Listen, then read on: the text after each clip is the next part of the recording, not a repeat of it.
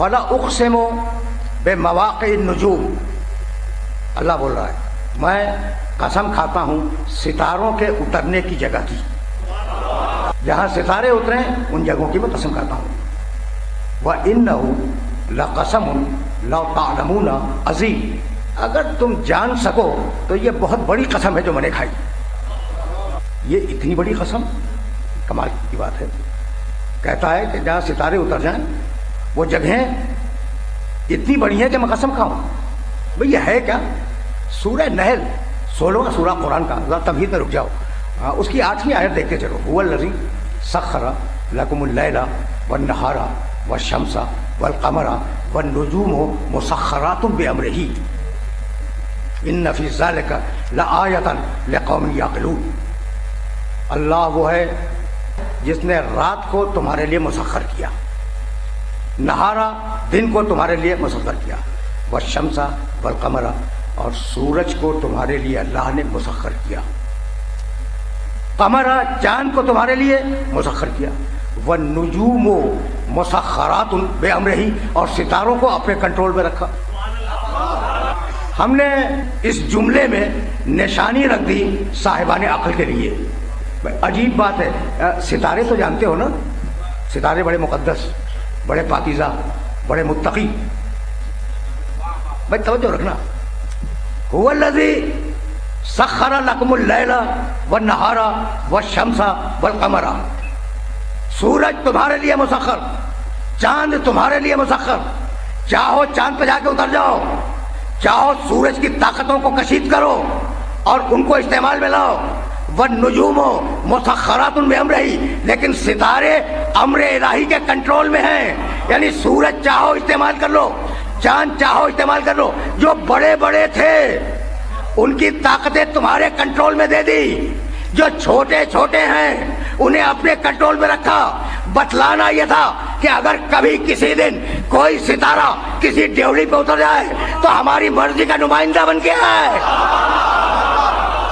پہلے کہا کہ ہم ستاروں کے اترنے کی جگہوں کی قسم اس لیے کھاتے ہیں کہ اگر سمجھ لو تو تم جان جاؤ گے کہ یہ عظیم قسم ہے۔ اس کے بعد کہا انہ لقرآن کریم فی کتاب مکنون لا یمسہ الا المطہرون، اور پھر آواز دی تنزیل من رب العالمین، یہ تمہارے رب تمہارے رحمان اللہ کی تنزیل ہے۔ پوری دنیا رب العالمین، رب العالمین سمجھ میں آ جائے تو ہم رحمت للعالمین کی طرف جائیں، اور رحمت للعالمین سمجھ میں آ جائے تو ہماری کی طرف چلے جائیں۔ یہ سلسلہ ہے۔ تو اب یہ رب العالمین، پوری دنیا الجھنوں کا شکار ہے، پوری دنیا پریشانیوں کا شکار ہے، ہر انسان چڑچڑا ہے، یعنی گلوبل گفتگو ہو رہی ہے، کسی ایک محلے کی نہیں، پوری دنیا کا انسان چڑچڑا ہے، پوری دنیا کے انسان کے اعصاب ٹوٹ گئے ہیں، پوری دنیا کا انسان اس کا ذہن منتشر ہے، ایسا ہے، اور خصوصیت سے جوانوں کا۔ اچھا بھائی، تو یہ بات کیا ہے؟ دنیا میں پچھلے زمانوں سے لے کے آج تک دولت نے بڑا اضافہ کیا اور ہر ملک میں دولت بڑھ گئی، لیکن دولت کسی مسئلے کا حل نہیں بنی۔ جانتے ہو میں نے جملہ کیا تھا؟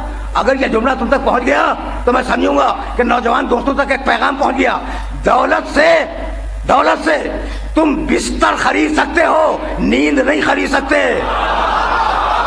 دولت سے عالیشان محلات بنا لو لیکن سکون نہیں خرید سکتے، ٹھیک ہے نا؟ تو اب اعصاب پہ دباؤ ہے، یعنی یہ میں جو بات کر رہا ہوں تمہیں چاہیے کہ تم تصدیق کرو۔ بہت بڑے شہر کے رہنے والے ہو، چھوٹی جگہوں پہ تو پھر بھی اعصاب ریلیکس ہوتے ہیں، لیکن بڑے شہروں میں اعصاب پہ بڑا دباؤ ہوتا ہے، ٹھیک؟ اچھا، تو اعصاب پہ دباؤ ہے، ذہن کام نہیں کرتا، دماغ منتشر ہے۔ نفسیات نے یہ حل دیا کہ اگر تمہارے ذہن پہ لوڈ ہو، تمہارے دل پہ دباؤ ہو، تو اپنے دل کی بات دوسرے سے کہہ دو، یعنی دل ہلکا ہو جائے گا نا۔ اگر میرے ذہن میں کوئی ٹینشن ہے، میرے دل پہ کوئی دباؤ ہے، وہ بات اگر میں آپ سے کہہ دوں میرا دل ہلکا ہو جائے گا، دل کا بوجھ ہلکا ہو جائے گا، ٹھیک ہے نا؟ لیکن کیا ہر بات ہر ایک سے کہی جا سکتی ہے؟ بھائی دل پہ دباؤ ہے اور مجھے بات کہنی ہے، تو اب جو بڑے سے کہی جا سکتی ہے وہ چھوٹے سے نہیں کہی جا سکتی، جو دوست سے کہی جا سکتی ہے وہ باپ سے نہیں کہی جا سکتی، جو باپ سے کہی جا سکتی ہے وہ ماں سے نہیں کہی جا سکتی، جو بات ماں سے کہی جا سکتی ہے وہ بیوی سے نہیں کہی جا سکتی۔ بھائی سمجھ رہے ہو نا بات کو؟ وہ ہر بات ہر ایک سے نہیں کہی جا سکتی، اس لیے اگر دل پہ دباؤ ہو تو کیا کریں؟ تو پھر اس سے کہہ دو جو ہر ایک کی سنتا ہے۔ تنزیل من رب العالمین، عالمین کا رب ہے، ہر ایک کی سنتا ہے اور ہر ایک کی طلب کو پورا کرتا ہے۔ اگر یہاں تک میرے ساتھ آ گئے ہو تو میرا ایک جملہ سنو اور میرے اس جملے کو اپنے ذہن میں محفوظ رکھ لینا۔ میں نے کبھی کہا تھا کہ تمہاری سوسائٹی میں، تمہارے معاشرے میں بڑے بڑے سخی لوگ ہیں۔ واقعہ یہ کہ چیریٹی کر رہے ہیں بہت لوگ، کتنا غریبوں کو کھانا کھلاتے ہیں، رمضان میں کتنے افطار دیے، بڑے سخی لوگ ہیں، سخی داتا ہیں نا۔ اچھا، یہ سخی داتا بھائی توجہ رکھنا، اگر ایک مرتبہ مانگو گے خوشی سے دے دے گا، دوسری مرتبہ جاؤ گے پریشان ہوگا، تیسری مرتبہ دھکا دے کے نکلوا دے گا۔ یہ تمہارے سخی داتا ہیں، یہ تمہارے سخی داتا ہیں کہ اگر بار بار مانگو گے تو وہ چڑ جائیں گے، اور وہ ایسا سخی داتا ہے کہ اگر بار بار نہ مانگو گے تو وہ چڑ جائے گا۔ اللہ کو پہچانو۔ میں بہت چھوٹا تعلق کراؤں گا، تنزیل من رب العالمین، اپنے رب العالمین کو تو پہچانو۔ اچھا بھائی، اب سخی داتا چلو بھائی بار بار جانے سے تمہارے چڑھتا نہیں ہے، لیکن 2 بجے رات کو اسے جا کے کھٹکھٹاؤ، جب جانوں جب وہ بہت خوشی کے ساتھ تمہاری مدد کر دے یا تمہارے کام کو پورا کر دے۔ کسی بھی سخی داتا کے پاس دنیا میں آدھی رات کے بعد جاؤ، دھکے دے کے نکلوا دے گا، اور وہ ایسا سخی داتا ہے کہ اس کا دروازہ کھلتا ہی آدھی رات کے بعد ہے۔ الہی بابوں کا مفتوح للطالبین، سید سجاد نے کہا کہ مالک سارے دروازے بند ہو گئے، مانگنے والوں کے لیے فقط تیرا دروازہ کھلا ہوا ہے۔ اور کتنا بڑا رحمان ہے، میرے جملے کو سمجھنے کی کوشش کرنا۔ ستار العیوب، کمال کی بات ہے، خود بے عیب ہے، جب خود بے عیب ہے تو دوسروں کے عیب پہ پردے ڈالتا ہے۔ جملہ کہوں، پوری قوت سے سمجھنے کی کوشش کرنا۔ ستار العیوب ہے، ہر بندے کے عیب پہ اس نے پردہ ڈالا ہوا ہے۔ اگر یہ پردے کھینچ لے تو باپ کو بیٹے سے نفرت ہو جائے، بیٹے کو باپ سے نفرت ہو جائے، ماں کو بیٹی سے نفرت ہو جائے، عیبوں میں پردے ڈالے ہوئے ہیں، ایسا ستار العیوب ہے، بے عیب ہے۔ بسم اللہ الرحمن الرحیم، سورہ جمعہ کی پہلی آیت، یسبح للہ ما فی السماوات و ما فی الارض الملک القدوس العزیز الحکیم۔ وہ ملک ہے، قدوس ہے، بے عیب ہے، عزیز ہے، طاقت والا ہے، حکیم ہے، حکمت والا ہے۔ سمجھ رہے ہو نا اس بات کو؟ تو اب جب وہ بے عیب ہے، جب بے عیب ہے تو کیسا بھیجے گا دنیا میں ہدایت کے لیے؟ کہ جب وہ بے عیب ہے، قدوس سے نہیں، بے عیب، کوئی عیب نہیں ہے، تمہارے عیبوں پہ پردے ڈالنے والا، اس میں کہاں سے عیب آ جائے گا؟ ٹھیک ہے نا؟ اب میرے نبی نے، خدا کی قسم بہت توجہ رکھنا، اب میں اللہ سے رسول کی طرف جا رہا ہوں، میرے نبی نے جانتے ہو تبلیغ میں کیا کہا؟ کہنے لگے تمہارے بت اندھے، میرا خدا بصیر۔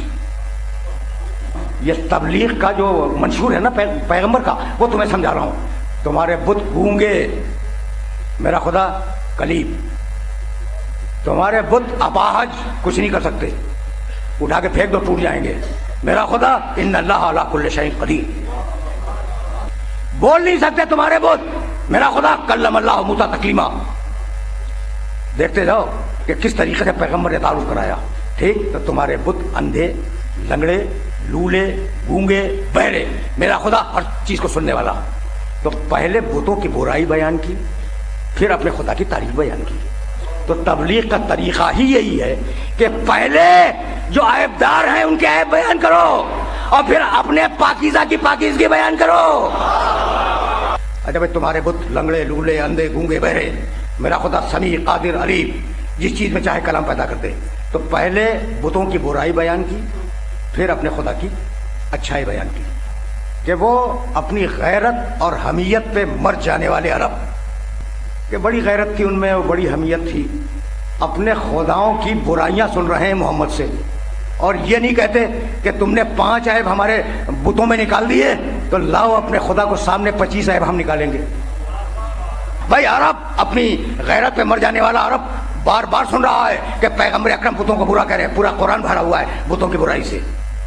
برائی سے کیا مطلب؟ یعنی ان کے عیب وہ گنوائے گئے، پورا قرآن بھرا ہوا ہے۔ مشرکین کے خلاف کتنی تقریریں کی ہیں قرآن مجید نے، تو کہہ رہے ہیں کہ یہ بت غلط، یہ بت کچھ نہیں۔ اب کوئی عرب تو کہتا کہ محمد ہمارے خداؤں میں عیب نکال رہے ہو، لاؤ اپنے ایک خدا کو، تو اس میں 10 عیب ہم بھی نکال دیں گے۔ نہیں کہہ سکا، جنگیں لڑ لی، لیکن مشرک میں یہ جرأت نہ ہوئی کہ چیلنج کر سکے کہ محمد اپنے خدا کو لاؤ، 25 عیب ہم نکالیں گے. بھائی کیوں نہ کہہ سکا؟ اس لیے کہ اتنا بے عیب رسول بھیجا ہے کہ پہلے عیب اس میں تلاش کرو، مجھ تک بعد میں آؤ گے. بھائی یہاں تک ہے، خدا بے عیب رسول بے عیب. آیا سنتے جاؤ. رفیع الدرجات ذو العرش یلقی الروح من امرہ علی من یشاء من عبادہ لینذر یوم الطلاق یوم ہم بارزون. 40واں سورہ 15ویں آیت. رفیع الدرجات جس کے درجے کو چاہے وہ بلند کر دے. ذو العرش عرش کا مالک وہی ہے. رفیع الدرجات درجوں کو بلند کرنے والا ہے. ذو العرش عرش کا مالک ہے. ٹھیک. یلقی الروح من امرہ علی من یشاء علی من یشاء من عبادہ، جس بندے پہ چاہے، اس کی مرضی ہے، جس بندے پہ چاہے اپنی روح کو بھیج دے، اپنی روح کو اتار دے. لینذر یوم الطلاق یوم ہم بارزون، تاکہ وہ بندہ قیامت کا ڈرانے والا بن جائے. وہ قیامت جتنے لوگ اٹھیں گے. رفیع الدرجات درجوں کو بلند کرنے والا ہے. بھائی یہی تو دھوکہ ہوا تھا نا ابلیس کو. کہنے لگا میں بہتر ہوں، یہ بھول گیا کہ درجے تو اللہ بلند کرتا ہے. ذو العرش عرش کا مالک وہی ہے. اچھا بھائی یہ عرش کیا ہے جس کا مالک ہے؟ عرش کائنات کی سب سے بلند ترین جگہ، اس سے بلند کوئی جگہ نہیں ہے. اور عرش سے وہ فرمان کو نافذ کرتا ہے.